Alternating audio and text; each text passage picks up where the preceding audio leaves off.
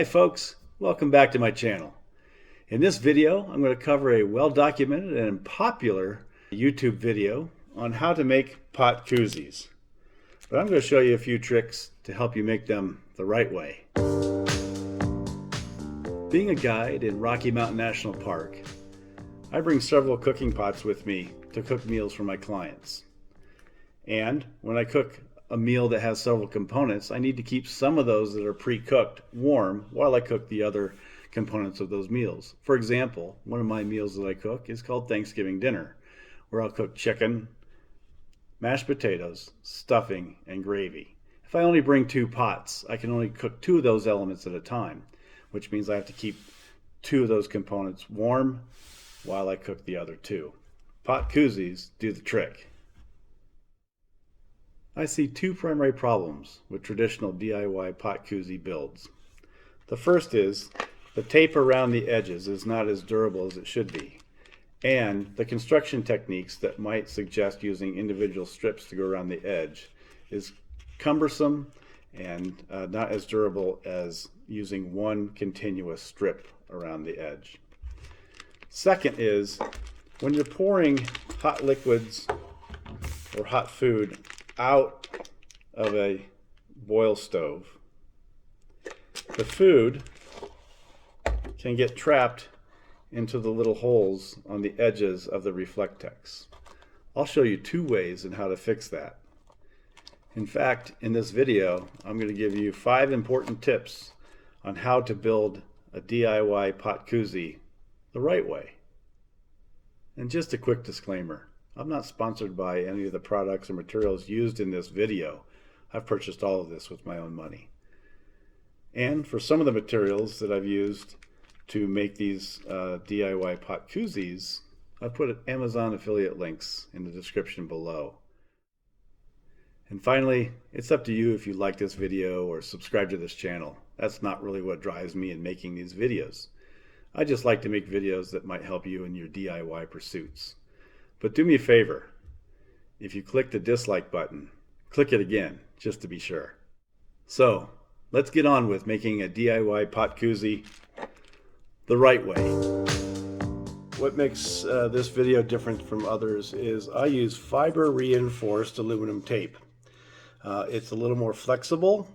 It's a bit thinner in denier, but the thinness of the aluminum tape is reinforced with fiber that's running through it in both directions here, and you'll be able to see that as I get some close-ups. So I strongly recommend fiber reinforced tape, and you'll see why here in a second. All right, let's cut a width of Reflectix enough to cover the circumference of this pot. It's easy to, since this pot has a rim on it, to kind of seat it against the Reflectix and just take your Sharpie and go like this. And that's 1 revolution. So I'll just roll back. We will cut this piece here, and I'll just add just a little extra, and we'll trim that off once we do a final fit around the circumference. We marked the strip of Reflectix to be this wide. I recommend cutting in about an 1/8 inch or maybe a 1/4 inch in some cases, so that your width is a little thinner or less wide than this pot length, because we'll want to be able to get a pot grabber or maybe grab it with your hands and pull it out of the koozie using this furled lip on this pot. So if you had the Reflectix all the way up, it'd make it more difficult to handle when it's hot.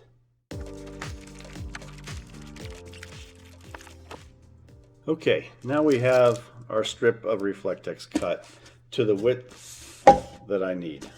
And you can see it's just under the top lip where I can grab this in the event I need to get the pot out. We don't want to make it so tight that we cannot pull out a cup easily, right? In some cases, if you make it too tight, it gets stuck in there, particularly when your pot or your cup expands a little bit with heat and makes it difficult to remove.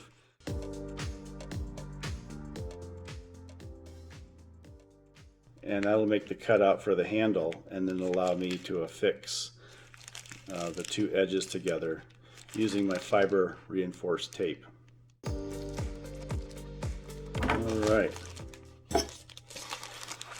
so now we've got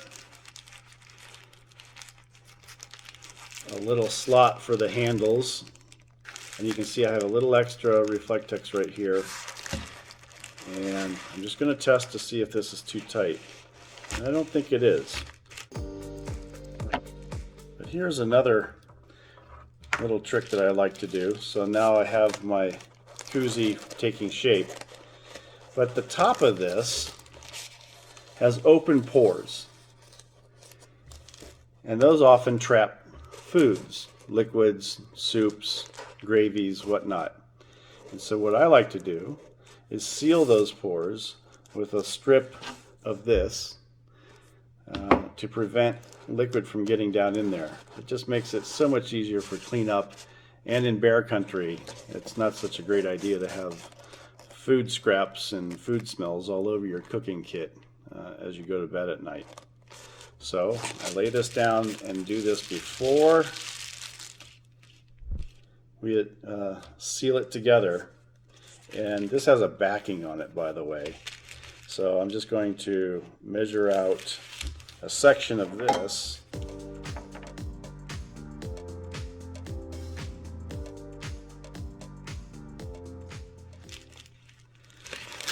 About halfway. Halfway meaning half of the tape is here, the other half will fold over. Okay. Just like this. That's all there is to it. Now we can seal this together with a piece of tape to form our Pot Coozie circle.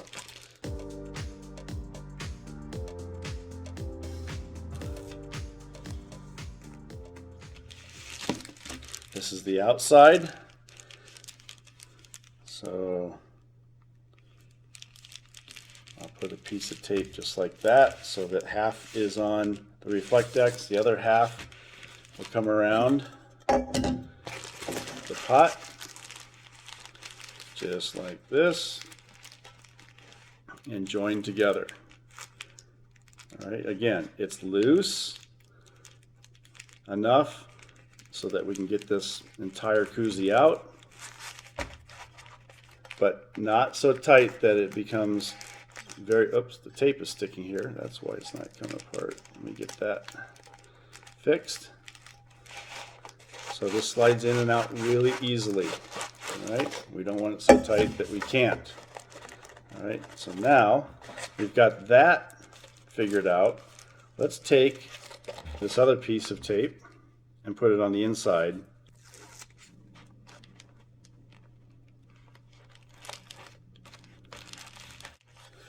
Now we need to make the bottom, and that's pretty easy.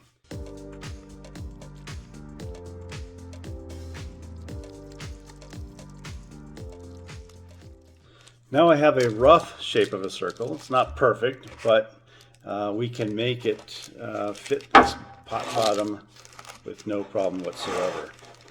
So we'll do a test fit, and it looks like I've got it all covered. We're going to tape it on just like this. But I'll show you a neat way to tape it on without having to cut many strips and fold them over. Take a section of the aluminum fiber reinforced tape, and this can be just a little extra long, so I'll cut it out about right there. So I'll just start in one section, and again we want to put about I would say 1/3 of the tape at this point on the Coozie and wrap it completely around. Okay, we'll press fit this more securely in just a second. Start cutting about 1 inch or 2.5 to 3 millimeter segments. Let's see if we can't show you that all the way around.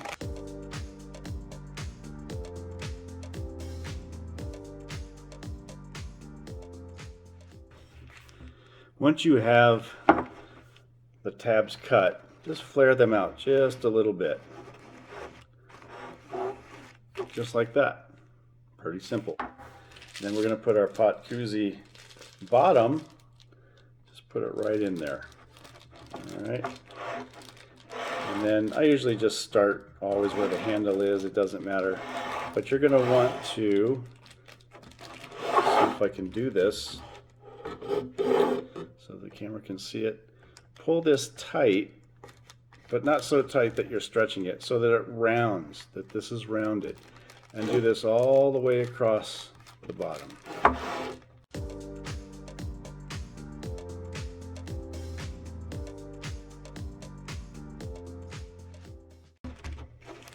So what you end up with is a bottom that's wrapped really quickly and really efficiently without cutting a bunch of strips. Now I'll show you another way to seal that edge on the front leading edge of that Reflectix so that food and moisture doesn't get inside here. What I have done is used waterproof silicone sealant, and I have put a bead around the top, worked it in, and put another bead and worked it in. You'll find it may take 2 or 3 beads to fully get inside those open holes here. But whatever it takes, just make sure that you're sealing that and preventing any moisture, food, liquids, whatever, from getting inside here. That's another way that works really well. Now, you haven't seen me make a pot lid koozie. I don't make them typically for any of my cooking pots. In fact, a pot like this lid that comes with it is completely fine for keeping liquids warm. However, if I do want to keep it warm, I just simply put a microfiber towel over the top. I have plenty of these that I bring when I camp. They're super handy in keeping things clean and wiping condensation out of your tent at night, washing up dishes. Never can have enough of these in your camp, particularly if you're a guide. There's always messes to clean up. So, and they also help in taking hot pots, particularly, out of a koozie. All right. But there is one case where I do make a lid, and that is when there is a pan like this. You can see I made a koozie. And I label them too, so that I know which pot it fits. This is the MSR skillet. This pan does not have a lid that it comes with, so I had to make one. And all I did was just use the same techniques that we used in making the koozie in this video to make a lid that fits like a top hat. Another benefit of making koozies for your pots is that it makes it convenient to store very expensive ceramic coated non-scratch or non-stick surfaces, without scratching them, so that when you're backpacking and this is rattling around, it's already protecting the inside of this non-stick surface with the other koozie. So as you can see, it's pretty easy to make a pot koozie the right way. Thanks for watching this video. I hope you enjoyed it. We'll see you next time.